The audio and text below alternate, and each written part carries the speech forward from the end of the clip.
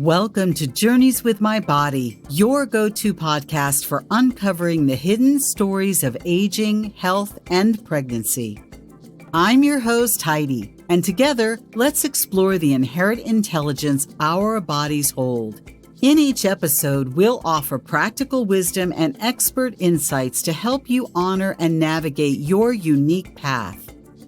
Join me as we embrace the beauty and resilience within, one heartfelt story at a time.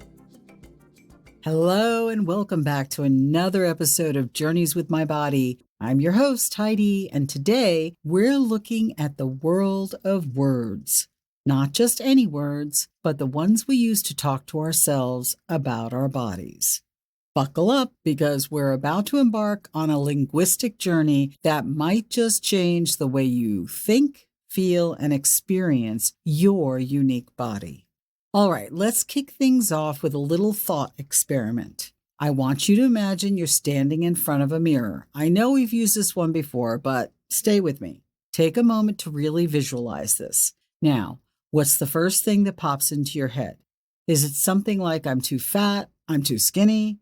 Maybe I'm ugly or I'm tired, I look tired. If you catch yourself thinking something along these lines, don't worry, we all do it. We've all been there. But here's what we want to explore today. These aren't just harmless thoughts. They're powerful statements that shape our reality. Today, we're going to unpack why that is and how we can flip the script to create a more loving, compassionate relationship with our bodies. Let's discuss the power of language for a moment. You know, it's wild when you think about it. As humans, we have this incredible ability to use symbols, that's what words are after all, to represent complex ideas, emotions, and experiences. But here's the thing. Our language doesn't just describe our reality, it shapes it. Think about it this way. When you say, I'm fat, you're not just making an observation. You're making a judgment. You're defining yourself by a single characteristic, and usually not in a positive way. It's like you're putting on a pair of glasses that filters everything you see about yourself through this fat lens. And let me tell you, those glasses can seriously distort your view. This is where self-judgment comes into play. When we use absolute statements like I am, insert any negative attribute after that, we're essentially putting ourselves on trial. We become both the harsh judge, your inner critic, and the convicted criminal in our own mental courtroom. And you know, that judge, they can be brutal. But there is a way to dismiss this judge, or at the very least, get them to chill out a bit. What if you could see yourself more clearly without those distorting glasses? Well, that's exactly what we're going to explore. Let's discuss a powerful shift in how we talk about our bodies and our experiences. This technique has helped me transform my relationship with my body, and I bet it can do the same for you. Okay, let's go. So here's the big idea. Instead of saying, I am something, we're going to start saying, I am experiencing something. I know it sounds like it's just semantics, but hear me out, because this tiny change can make a world of difference, and I'll tell you why. Let's start with a common example, hunger. Imagine you're sitting at your desk, it's 11:30 a.m., and your stomach starts to growl. Typically, you might think or say, I'm hungry.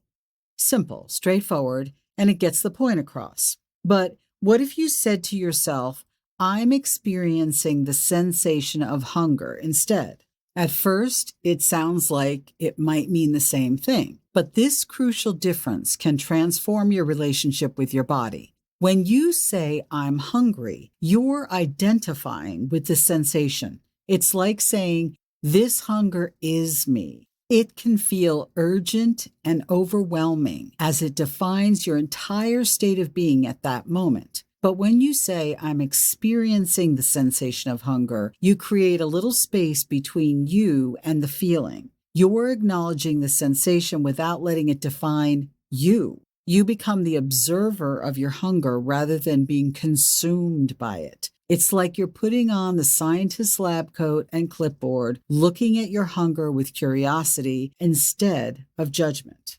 This shift does three very important things. One, it helps you respond rather than react. When you're not identified with the sensation, you can make clearer choices about how to address it. You may realize you're not actually hungry, you're bored or thirsty, or maybe you are hungry, but you can choose a more nourishing snack instead of grabbing the first thing you see.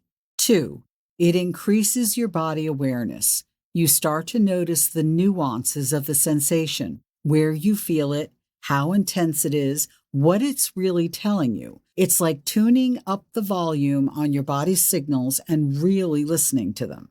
Number three, it empowers you. Instead of being at the mercy of your bodily sensations, you become the conscious experiencer of them. You're not a slave to your hunger.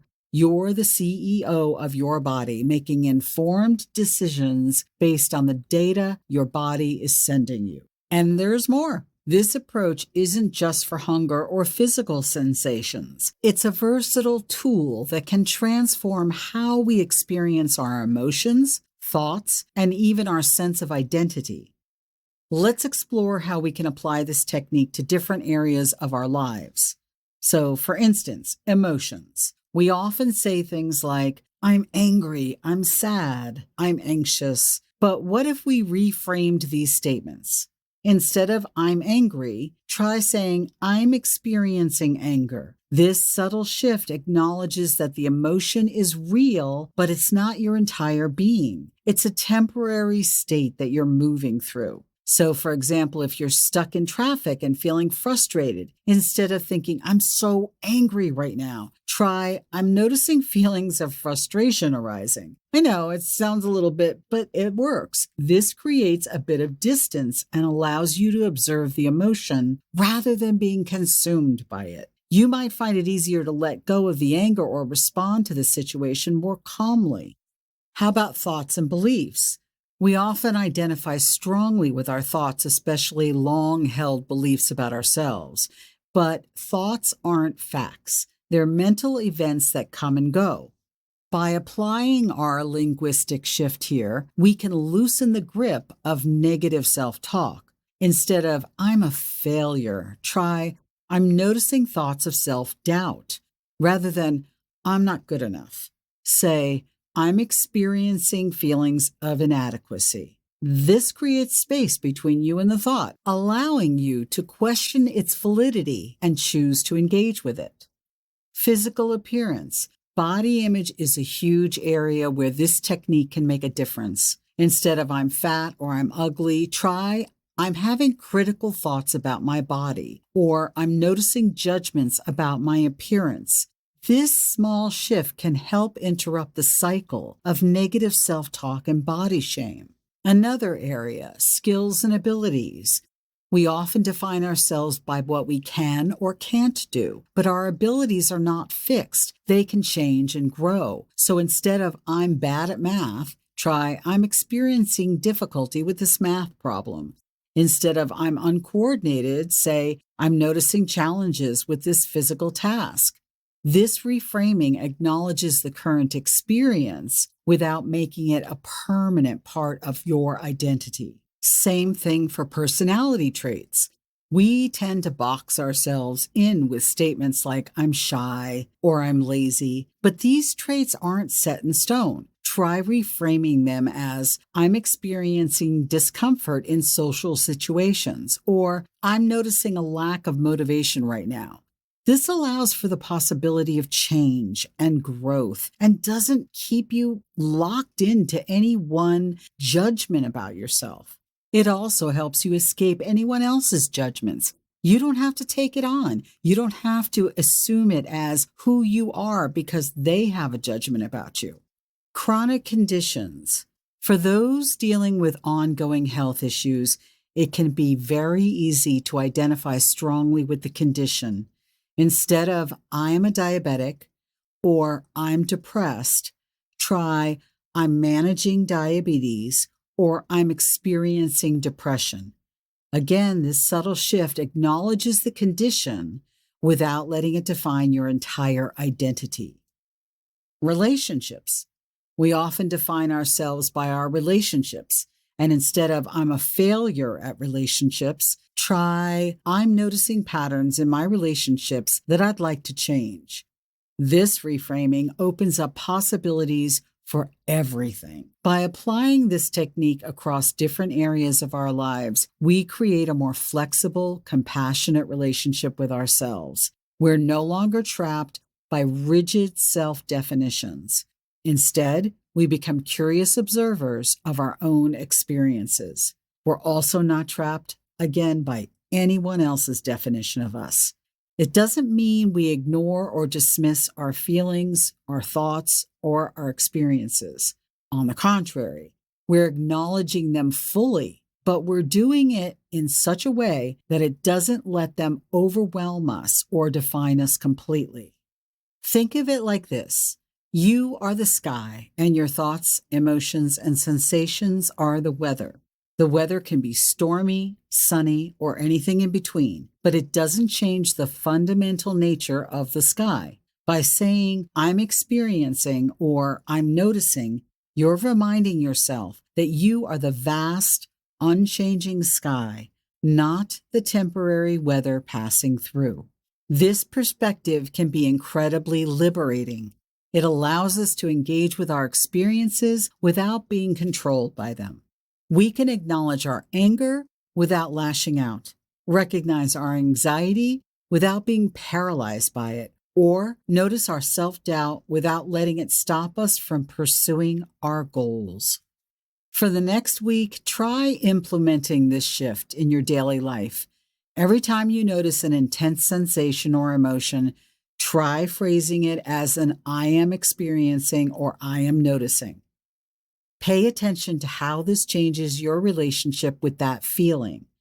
Does it give you a greater sense of control? Does it help you respond more mindfully to your body's signals? It isn't about suppressing or ignoring your body's messages. It's about creating a more nuanced awareness of those messages. It's about becoming a compassionate observer of your own experience. So, as we wrap up today's episode, I want to leave you with a final thought. As I've mentioned before, our bodies are constantly communicating with us, sending us valuable information about our needs, our environment, and our overall well-being. By shifting how we talk about these signals, we can become better listeners and more attuned to the wisdom of our bodies. So, the next time your stomach growls, your muscles ache, or your heart races with anxiety, take a deep breath and say to yourself, I am experiencing ... You might be surprised at how much more in tune you become with your body. So that's it for today. I'd love to hear about your experiences with this technique. So drop a comment on our podcast page or send us a message on social media. And don't forget to subscribe if you haven't already. We've got lots more fascinating mind-body insights coming your way. So until next time, this is Heidi reminding you to stay curious and stay connected to your incredible body. Take care.